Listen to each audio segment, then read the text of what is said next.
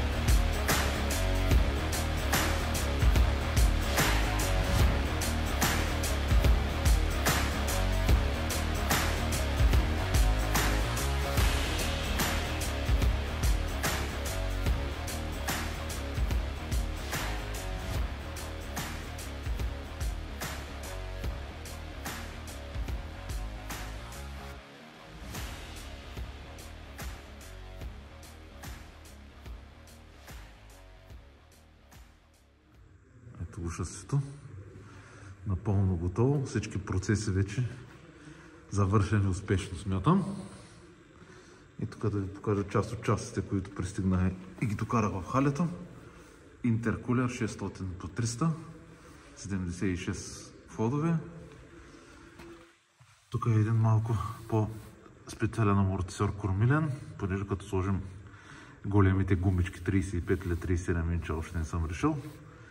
Както и да, ще трябва нещо по-сериозно. Това е с 4 стейджа, така че мога да се коригира. Ще го разучим негово движение. Билштайни, както знаете, сложих отзад. Сега да мога да сложим амортисьорите отпред. Тук малко по-еки щангички. Пак за големите гумички. Тук новия волан. По-нататък ще го видите и него. И отзад е радиатора на климатика. Той е малко по-скучната част, ама без него пак не става. Остава да докараме новите джанти. Ще ви ги покажа поне да видите за какво иде реч. 5 пар чока. Утре да ми остане време да мога да ги натваря и тях.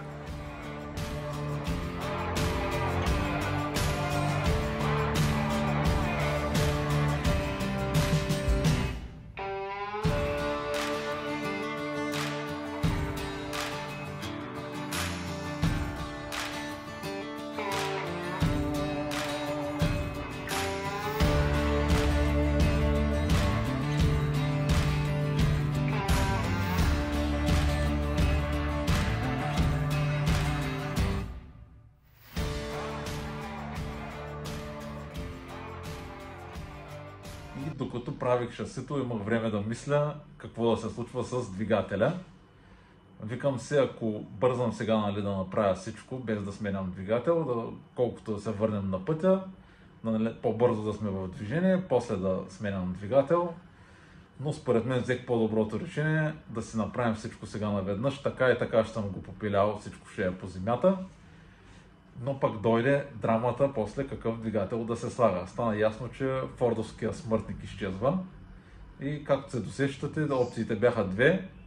606 на Мерцедес или М57 на BMW. Смятам ви е ясно, че и двата двигателя си имат своите секти. Болни мозъци има от едната и от другата страна. Наистина много слапове има с М57, но за мен не сам патрол с М57 ми е направил като Е36 дрифтачка. Всеки втори има такова чудо. Аз си направих своето проучване, доста четох между другото, говорих с много хора, поизгледах и доста видеа. И още от самото начало, между другото, се знаех, че ще се спра на мерцедеския двигател. Не защото съм фен на Мерцедес или преди това съм имал Мерцедеса, просто наистина е двигателя, който много повече ми допада. По-нататък в поредицата ще влезем в подробности, но главните неща са, че се развърта на много по-високи обороти. Звука изобщо няма никаква игра. Самият двигател за някой може да не е много важно, но за мен изглежда 100 пъти по-добре. И да не говорим, че няма изобщо пластмасари, както М57, просто като го погледна отгоре, като му видя всичката пластмаса по него и направо ми се повдига.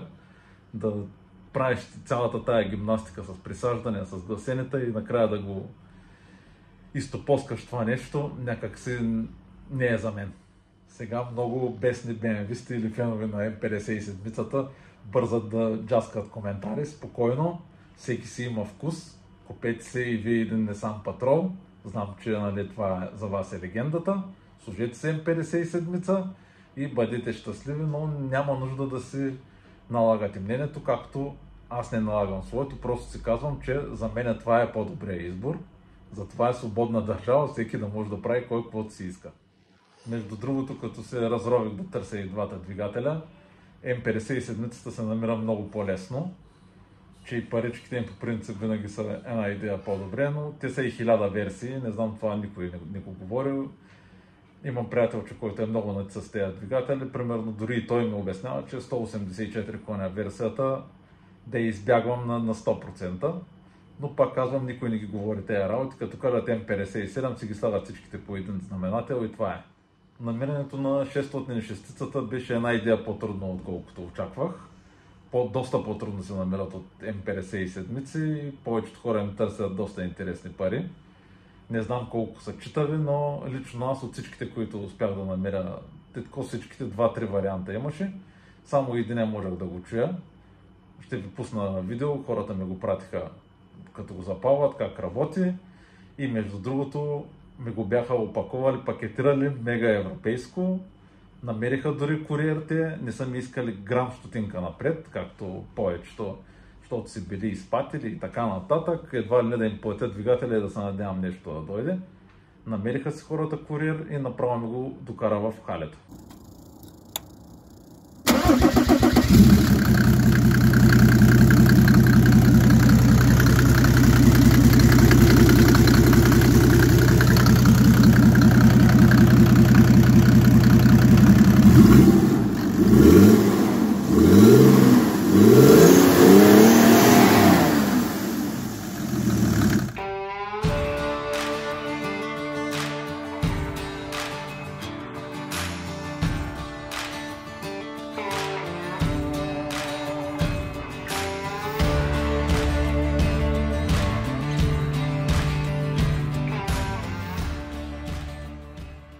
Още в деня, в който пристигна двигателя, веднага го запуках, грам не съм го забавил. Смукателен колектор, изпускателен колектор, капака на клапаните, после почистване, ръждопреобразователи, изобщо яко действане, страшен мерак ми. Единственото нещо, което ме притеснява е как ще съм с времето, но имам ли време, всеки ден ще се джаса яко. Последно време изгледах доста видеа с реставрации, най-вече на Defender и стари Land Rover. Та ми направи впечатление, че ми е много по-приятно, когато креатора не слага някаква гадна музика за пълнеша.